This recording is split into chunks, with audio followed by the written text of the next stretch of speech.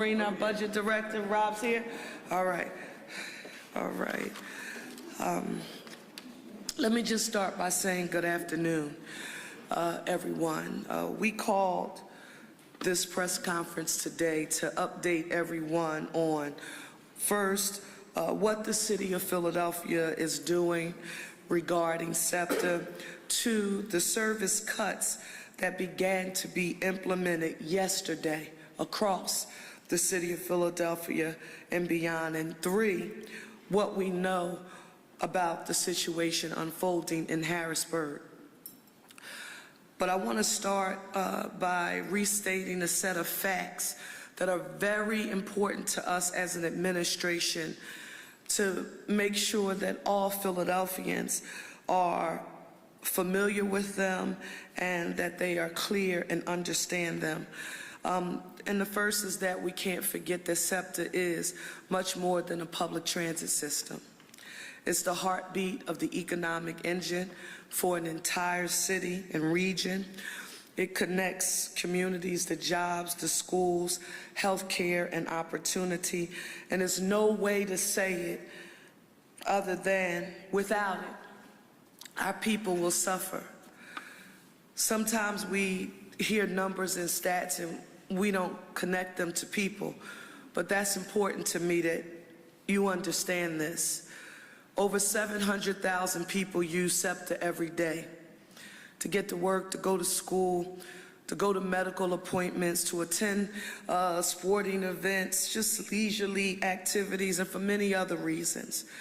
An estimated, Dr. Wallington, and we checked it and rechecked it, 52,000 students take SEPTA every day to get to and from school in Philadelphia. Our own workforce, we estimate that 1,000 city employees will be significantly impacted by these SEPTA service reductions. And another issue near and dear to my heart, talk about the importance of never forgetting your real life lived experience.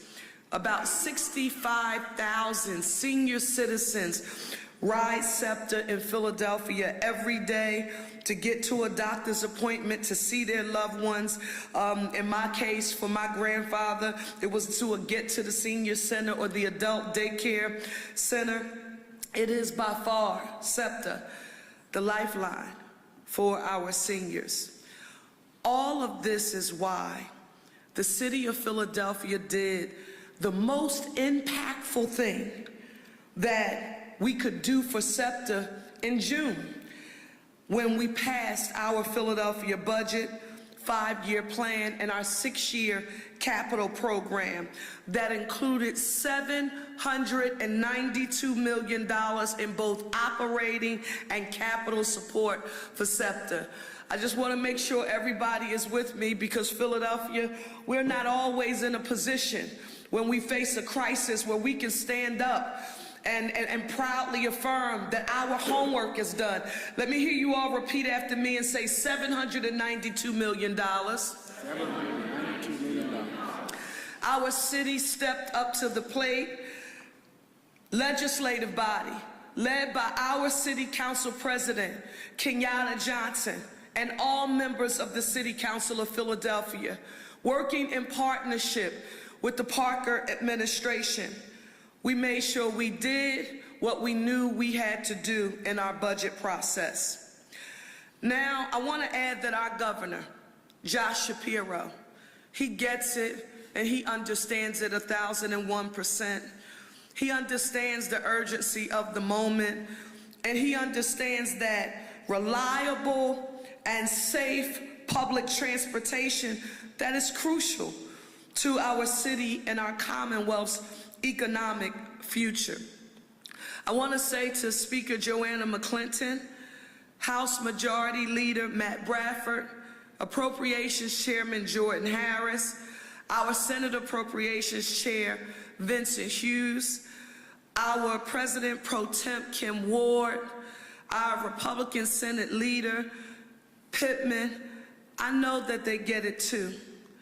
And our ask is to encourage in the most supportive way that we possibly can, them all to continue to stay at the table to help to deliver the critical funding that we need to keep the economic engine of southeastern Pennsylvania moving.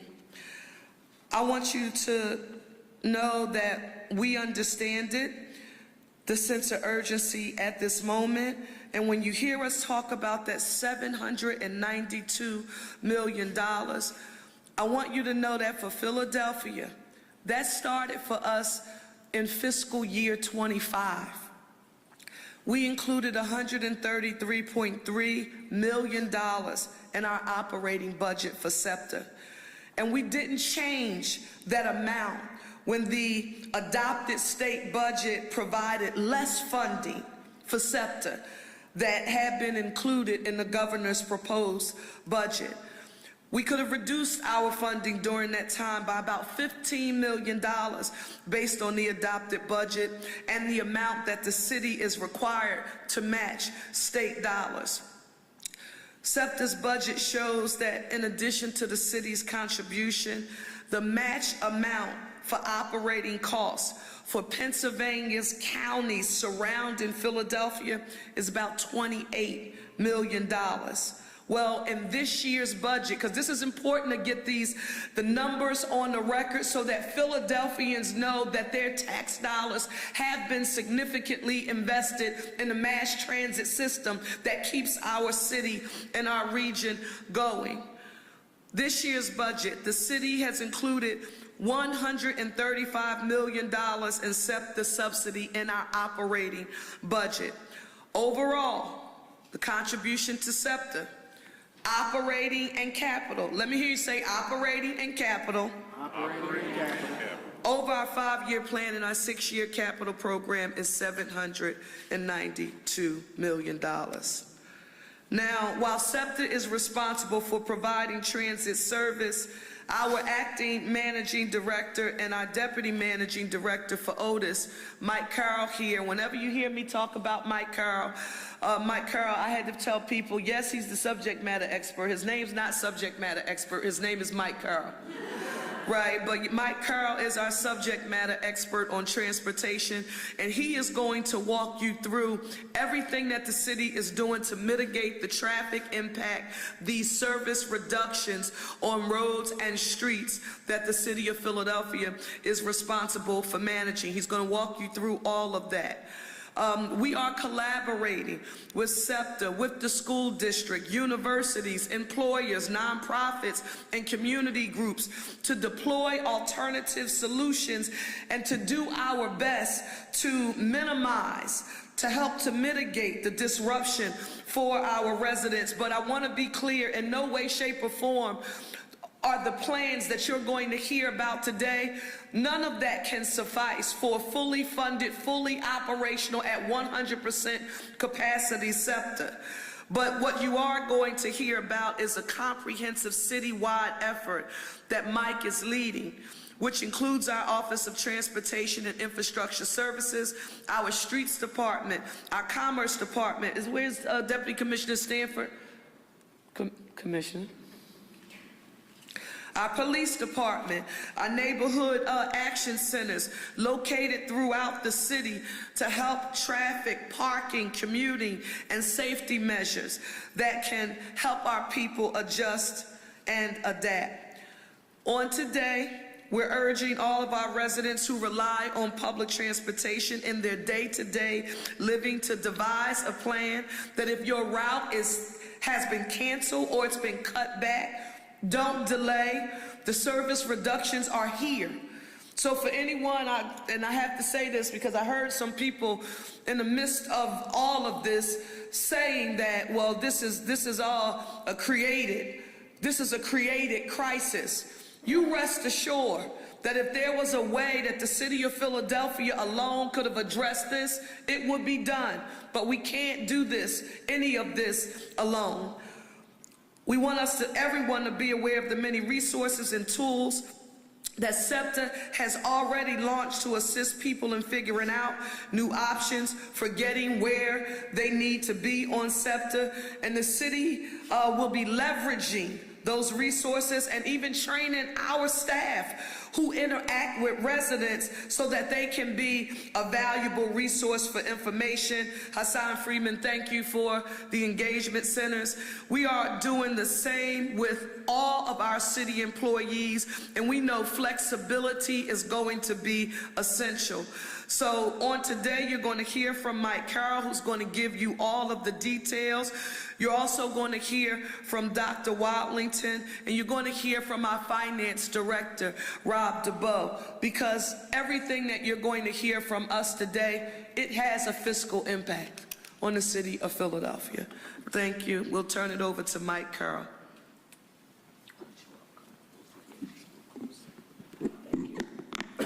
Thank you, Mayor Parker, and good afternoon. Again, I'm Mike Carroll. I'm the Acting Managing Director and the Deputy Managing Director for the Office of Transportation and Infrastructure.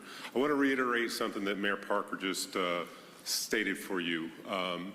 We all appreciate the entire operation at SEPTA, all the incredible work that they do for our region. They're responsible for keeping the transit moving, for keeping the buses, the trolleys, the rail cars moving. And when they are not sufficiently funded, their ability to do that is reduced. As a consequence, the city then needs to step in and elevate its part of that responsibility to make sure that our roads, our streets, the intersections, all the other aspects of the transportation system are working as reliably and efficiently as they can during that state when SEPTA is operating with less ability. So that means that the Parker administration, which includes the Office of Transportation, the Streets Department, the Office of Emergency Management, the Office of Public Safety, the Police Department, and as she mentioned, the Neighborhood Action Centers, we have been working collaboratively for weeks to develop a strategy and an action plan that we always hoped would not need to be implemented. But yesterday we did hit that start and we needed to activate that plan. So this is given the doomsday budget, which SEPTA did not want to have to operate on. But given that budget, these service reductions have been locked in. And until there is movement on funding in the state budget, this is the reality that we need to manage every day. As reported last week, the city has been working to leverage SEPTA's messaging and their resources so that people who use transit, people who are driving on the streets, people who depend on the buses, the Broad Street line, the regional rail services, can pay closer attention to what's going on and update their own travel plans. We expected that folks have been doing this, and I think we're starting to see the results of that expectation play out. SEPTA's done a great job posting signs at all bus stops that indicate which lines are no longer in service. They've been flooding social media and using all means of communication to reach their customers. City staff have also done a great job of sharing materials and guidance to help the traveling public find alternatives and prepare for travel disruptions given the reduced number of transit options. In fact, a blog that we posted last week on the city's website included maps of available parking near transit so that people could access park and ride locations around the region, and we've offered guidance on how people can avoid driving in rush hour traffic. There have been over 24,558 views of the maps that we created, so that message is getting out there.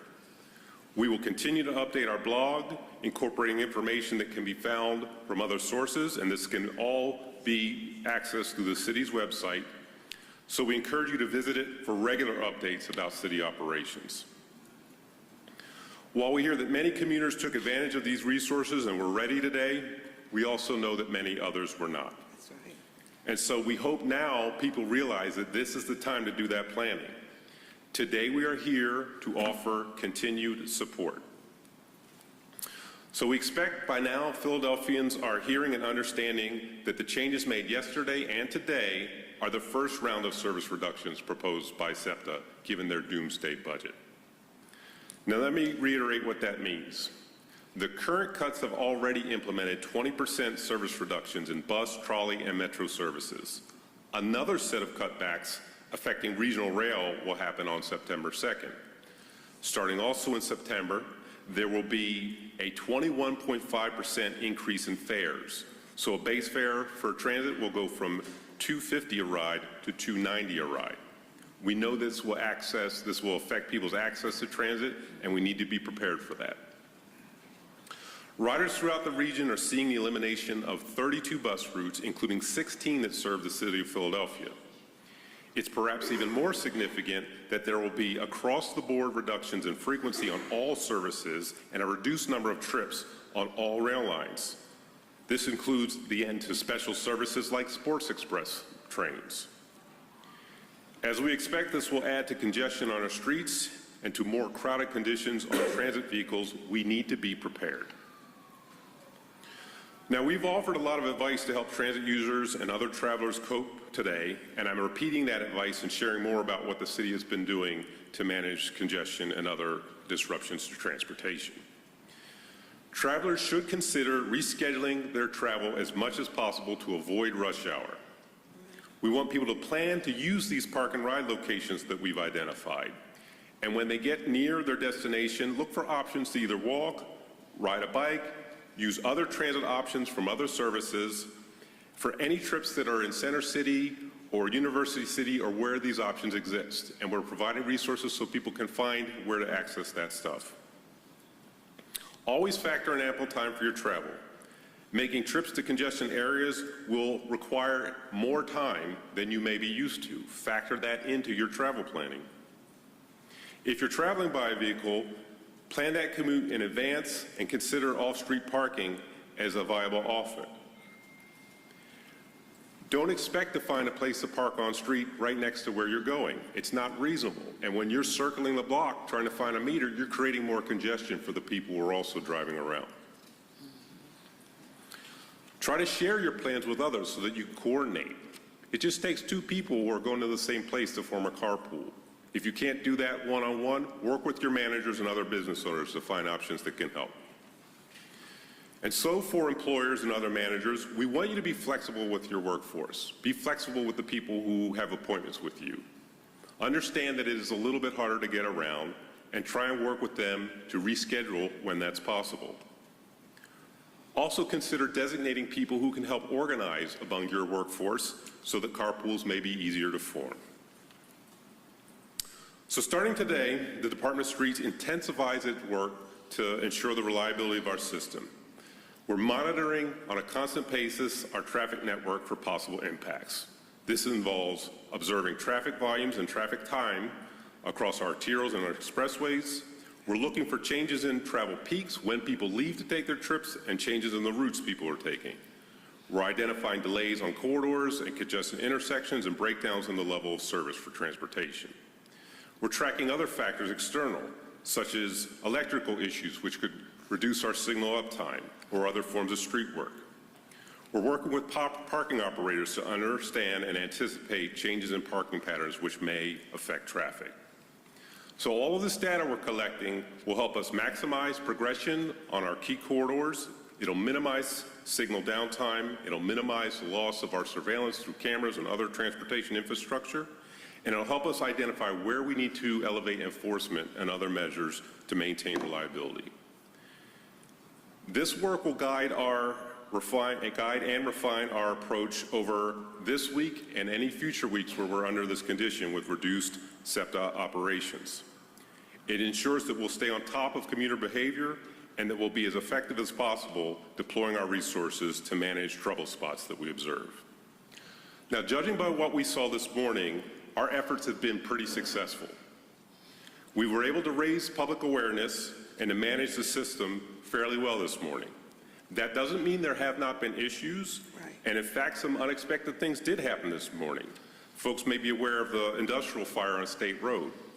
But overall, from what we've seen, the congestion this Monday morning was not significantly worse than what we would expect during any summer Monday morning. The traffic network performed well, and we want to thank the folks at the Traffic Operations Center and the entire Streets Department team for their efforts as they continue to monitor conditions and prepare for increases. We do expect increases next week. Folks will return from vacations after Labor Day, and more schools will be in attendance. But we appreciate the work that's happened, and we will continue that work to manage that condition when it comes. We're maintaining our infrastructure We're accelerating repairs where we see there's issues that may affect our traffic system. And we will maintain our vigilance to make sure we're as responsive as possible when events occur. I'd like to remind Philadelphians to sign up for Ready Philadelphia alerts. To receive text alerts on your phone during any emergencies, text Ready Phila to 888-777 or go to Ready Philadelphia's website. You can receive text alerts when a traffic incident occurs or when there's closures on major arterials such as I-95, 76, or 676, or Route 1. If we feel it's needed for us to step up these efforts, we may use these services to provide additional alerts to people who are traveling around the region. I want to highlight the work of our Office of Public Safety and also appreciate the work that's going into standing up our safe neighborhoods along with the Philadelphia Police Department. We'll be working closely with the school district safety teams to ensure our city resources are coordinated with the school districts and to support their efforts to keep school students safe during their commute to school.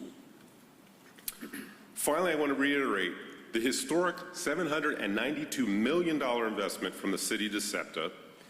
And as the mayor highlighted, in that budget, we want to make sure it has the greatest benefit for the residents of Philadelphia. With that in mind, we are particularly interested in any approaches which allow us to restore school service to the greatest extent possible for students and families that need that to get to school. Therefore, we are creatively exploring possibilities and developing proposals in order to maintain and restore service, and we look forward to updating you all on that later this week. Thank you. Thank you, Mike.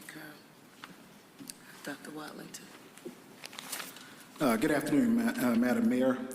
First of all, it was a pleasure to join you this morning at the Steele School to welcome hundreds of thousands of young people back to school in the nation's 6th largest city and 8th largest public school district out of 14,000 public school districts. We were joined this morning by Vice President Sarah Ashley Andrews. He's here, if you'll stand, please. And School Board Member Cherelle Parker. Ms. Harper, if you'll stand. Madam Mayor, after we left you mid-morning, we've been in schools all day long, and we just left Furness High School. And Mayor, we're really pleased that we saw some bright-eyed, smiling, excited young faces this morning, fresh haircuts, their hairdos. Mayor, I saw you commend a lot of the young ladies on their hairdo, and I saw them smile, and saw their new kicks or shoes or whatever they call them these days, and it was really exciting. We reminded our young people that they're making some tremendous progress, Mayor. Last year in January, when we received the nation's report card, which comes out every 2 years. In 1969, Congress commissioned what's called the NAEP test, the National Assessment of Educational Progress, NAEP. It's administered every 2 years in all 50 states, and 26 what we call urban districts, or the NAEP TUDA districts. We're one of them. The data showed that pre-pandemic, our students in 4th and 8th grade reading or math were performing in the lowest quartile. We're really pleased in 2024 when the data came out, we're in the top quartile and in 1st and 2nd place in a couple of places compared to other big districts. Big round of applause. So, Mayor, while I can tell you we've not quite got the state data back yet for the 2024-25 school year, we'll get that later this fall. The state data, I can tell you the national data is excellent in terms of improvements. I can also tell you, Madam Mayor, that the key to that is year over year, over the past 3 years and beyond, our students have improved their regular student attendance. The key sauce is, one, we need our children in school 90% of every month and 90% of the school year. And when that happens, and we marry that with highly qualified, well-supported, and stable teachers over time, highly qualified, stable, well-supported principals over time, and we put the best curriculum, as Dr. Clayton taught us all, put the best curriculum in reading, math, and science, Board Member Harper, she says, don't forget science, in front of them, we know we will continue to improve. We are meeting in the administration late this evening, Mayor Parker, and we're going to stay in the office until we can ensure that all of our children made it home safely. And we are going to assess what attendance looked like today. Yes. I can tell you that while we don't have the numbers across the district just yet, as we left Furness High School, Principal Poe told me that typically today he would expect 90+% of his children to be in attendance. And because of some of the transportation impacts, those numbers have dropped down to the 70s. And so while that's not a promising trend, we are hopeful that this can get turned around sooner rather than later, because if we can get our kids in school 90% of the month, 90% of the year, and keep driving on the good hard work that we're doing, Madam Mayor, we can get further down the road to being the fastest improving large urban school district in the country. And we certainly thank you for changing the percentage of the millage rate that comes to the school district. It will result in additional $240 million over a 45-year period, Madam Mayor. So thank you for the City of Philadelphia and City Council. And we're excited about a great school year, Mayor. Thank you so much. Thank you, Dr. Watson. Finance Director Rob DeBoe. Thank you. So we have in the Parker administration consistently shown our commitment to stepping up in times with challenges like these. But at the same time, we've also shown our commitment to fiscal stability. We've done that through the choices we've made in our budget processes, in our labor negotiations, in our discussions about tax investments. And that means in this case, we'll do what we can to help SEPTA riders, to help our school students, but we'll also live within our means. And while we've built up historic reserves with uncertain federal policies and uncertain national economy, persistent inflation, we don't have the financial resources to substitute for the Commonwealth's funding, particularly after committing $792 million, as you may have heard. Any funding that we add to SEPTA, any help that we give, while essential, will also mean that we have to look at other trade-offs and we have to figure out how we will pay for that. With that, I'm going to turn it back to the Mayor. Let me just state Mike Carroll, our transportation subject matter expert, Dr. Watlington. So Dr. Watlington, we're the 6th largest city in the nation, but the 8th largest school district in the U.S., and we have the best superintendent in the nation right here with Dr. Watlington. Thank you. And thank President Steinberg for what you and the PFT were able to do.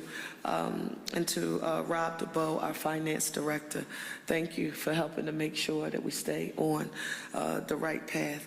We want to make sure that we take some questions from you right now, if there are any. Lauren. Mayor, as we're waiting to see what happens, in Cherelle Parker, a bit of a debate sort of following up about whether to do some sort of short-term fix or to have that long-term sustainability that SEPTA has said we use. What is your take on that? Do you think Philly can wait for Harrisburg to come up with a long-term fix, or do you think they need to look at some sort of short-term fix? Lauren, this is the first time that the issue of the funding for mass transit, roads, bridges, and highways, that I have not had a formal seat at the table because I'm not a member of the legislature. And one of the things that I've been very disciplined in doing as mayor of the city of Philadelphia is to in no way, shape, or form attempt to say anything that boxes legislators, the leaders, along with our governor, into a place and space to say you have to pick one strategy over the other. I was there, and I was a part of getting it done for Act 89 that delivered over $450 million in recurring revenue for mass transit with SEPTA as a beneficiary. And I know what it's like when you're working in a highly charged, polarized, partisan environment. And when we got it done, we had a Republican governor, a Republican-controlled House, and a Republican-controlled Senate. And so when people ask me what's the vehicle, Dr. Dr. Watlington, it reminds me of one of our first conversations that we had. And I said, whenever we are working on trying to ensure funding for the school district of Philadelphia, I felt the same way with Dr. Height. I never want a school board president or our superintendent having to engage in the business or the politics of deciding what happens there, because he's our educational subject matter expert, just like I feel about Mike Carl with technology. So I won't pick, Lauren, one or the other. I just don't want to put a Band-Aid on the gunshot wound. I know how valuable SEPTA is to the Commonwealth of Pennsylvania, and it has a structural deficit. In Philadelphia, I want you to think about this. We knew what it was like when the school district was facing a structural deficit, and we needed to come up with a source for recurring revenue.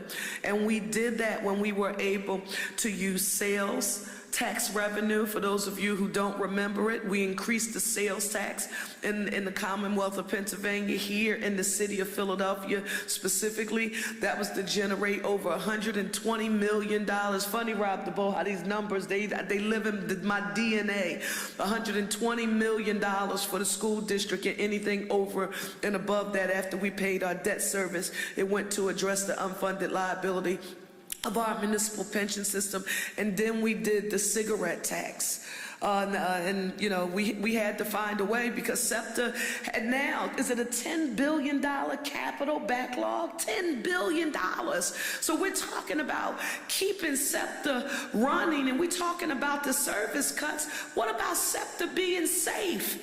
Just like we have to make repairs to our aging infrastructure, I want Philadelphians to recognize, in southeastern Pennsylvania and Pennsylvanians at large, to realize SEPTA has a $10 billion capital backlog. So how do we get there, Lauren? I don't know.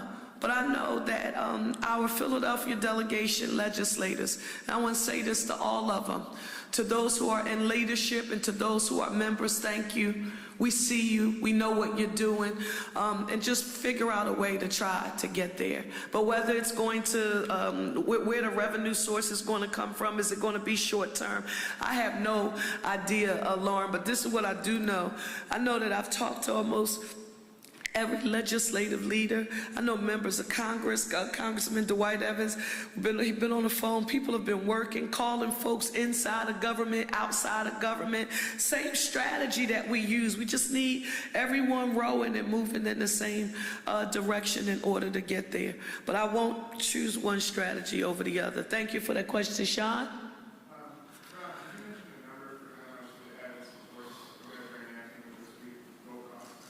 I'm sorry, Sean, we'll say it out loud, Sean. Is there a price tag for how much the added supports that the city is paying for this week will cost? Come on, Rob.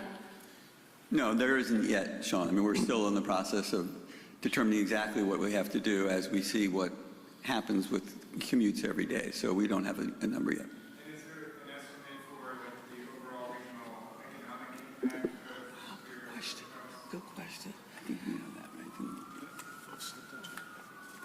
We have to work on it. Yeah, we have to. SEPTA has put something together, and we don't have it with us. No, but Sean, I want to tell you the reason why I appreciate how you framed that question. That was extremely important to me. You said regional. You said regional. You didn't say Philadelphia, because this does not simply negatively impact Philadelphia. SEPTA is a regional asset, and you've heard us say over and over again, and that's one thing about the truth and facts. No matter how many times you tell them or where you tell them, if you tell the truth, they stay the same. 40% of the revenue that it takes to run the Commonwealth of Pennsylvania is generated in southeastern Pennsylvania. And so now, you know, obviously this is new. We're just dealing with this. We hope it gets addressed immediately, but we have to quantify the fiscal impact. And so, Rob DeBoe, as soon as, Rob, when you're finishing your statement, the first thing you say is, even as we figure out what we can do to try to help our students, Dr. Watlington, get to school, because they can't get back the learning loss. When Dr. Watlington, when the principal tells you maybe 90% he was hoping for, expecting, but because of our transit challenges, he's seen a bit of a decline in those numbers. Our young people who aren't in school, Sean, they can't buy that time back. And so we want people to remember that sense of urgency, and we will quantify, Sean. We will quantify the impact on the city of Philadelphia, and SEPTA, we're sure will come up with an analysis on how it has impacted economically in the region. Good question. Yeah, I'm sorry. Mary, what you said was you were going to prioritize restoring school service. How can you do that? Are you trying to expand the yellow bus fleet? Are you going to get SEPTA to come in, expand their fleet in some sort of way? So one, there are no details associated with what we can communicate on today, but I want you to know that, and thank you, Managing Director Carl, for affirming that our teams have been working on, we call them, I reference them as hypothetical geometric if-then statements. If this happens, what will we do? And they're continuing to have those discussions to figure out, because we don't know how long this is going to play out. But what's most important is that no matter how long this goes, it is going to have a negative fiscal impact on the city of Philadelphia in our region. When we can't get to and from essential places and spaces. So what will it look like? We can't give you any details right now. We're still working through that, but we will have a public announcement soon. Was that fair? Was that fair? Fair enough? But no details about that. So, it was someone else. Who was it? Yes. Yes. I'm sorry. Yes. I realize that you may have just answered this. However, when you put the contingency plan in place, what is your general timeframe? Obviously, when they come up with funding, it depends. But when you, as a city, are making these plans, what are your benchmarks as to having to reassess the contingency plans, whether it's school district, how you're transporting kids, or whether it's traffic congestion?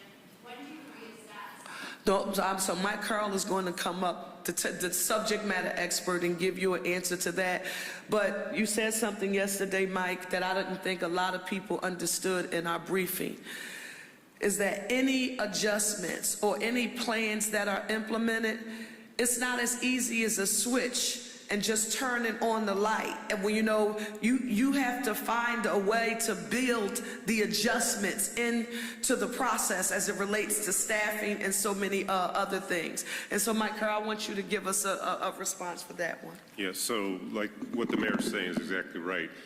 It takes time for SEPTA to make changes. It took time for them to implement the cuts, and as they're rolling things back, it would take about a week, maybe a week and a half for them to get anything back up and running. Even if the state came through with the full funding that was requested, it would take that time to get the staffing, the scheduling, the equipment all ready for getting back to what they should be at. In terms of our response, we're taking a week-by-week approach, based on what I just said. And so what we're looking at right now, through this week, this condition I think we saw this morning should persist. That informs what we're doing to monitor and manage the traffic like I spoke about. Next week we'll have more schools online. We'll have more traffic as people come back. So we've got a plan that we're working on for the week that follows that. Now, what we've seen is that the schedule is for the legislature to come back, I think September 8th. And we have to think about what would happen if it took them some time after September 8th to work on this, and then it took some time after they did come up with funding for SEPTA to implement that. So that could be several weeks, it could be a month before we're back to what we would call normal. And so we need to be prepared week by week across several weeks or a month in order to make the management decisions that we have to make to keep the transportation system moving. We have time for 2 more questions. Which one, Ted? Okay. Yeah. My question revolves around rideshare, because that's probably going to come into play a lot as we go through the SEPTA crisis. Are there any kind of consumer protections that the city is implementing to make sure that ride surges turn to ride gouge? So I would advise you to reach out to the Philadelphia Parking Authority, who has authority under the state to regulate all of the rideshare services in this region. And could you state your name? Yes. Mayor, just I would like to know two questions. First, what is the big learning at this time? City and SEPTA to prevent in the future this kind of situation again, because it's impacting a lot of people, more elderly that have to go for medical appointment or something like that. And my second question is, do you think the failure from the Senate to approve funds for SEPTA could be something to bother your administration? Two very good questions. And that's I'm a firm believer, and you always use particularly crisis as a learning experience. For me, what I've learned as a result of this is that we're sincere right here, so I'm going to be as diplomatic as I can. She's shaking in her boots right now. I'm going to be as diplomatic as I can. I arrived here in the Pennsylvania House of Representatives in September 27, 2005, my first formal day when I was sworn in as a member. I would leave Harrisburg as chair of the Philadelphia delegation at a time when Philadelphia did not have any Philadelphians on either side of the aisle in a leadership position in either caucus. So I would end up being the chief negotiator for Philadelphia in my chamber. And I would have to figure out a way to work with people who I may have agreed to disagree with 90% of the time, 95% of the time. But when you hear me talk about the structural deficit that the school district of Philadelphia was facing under Dr. Height's leadership, that sales tax enabling legislation, that cigarette tax, I think about the municipal pension fund and addressing our unfunded liability, Rob, and getting those dollars for it. It affirms for me that you cannot afford to allow people to use divide and conquer and difference, because some people are very, very good at using divide and conquer and difference to, figure out a way to stop progress from moving forward. And what does it look like? It looks like saying we have Democrats and Republicans in Harrisburg. We have people who are from rural Pennsylvania and urban Pennsylvania and suburban Pennsylvania. Now, instead of figuring out a way that we can support our transportation infrastructure in every way imaginable, how about we say that rural Pennsylvania doesn't want urban Pennsylvania to get anything done, and suburban Pennsylvania, they don't want suburban Pennsylvania to get anything done.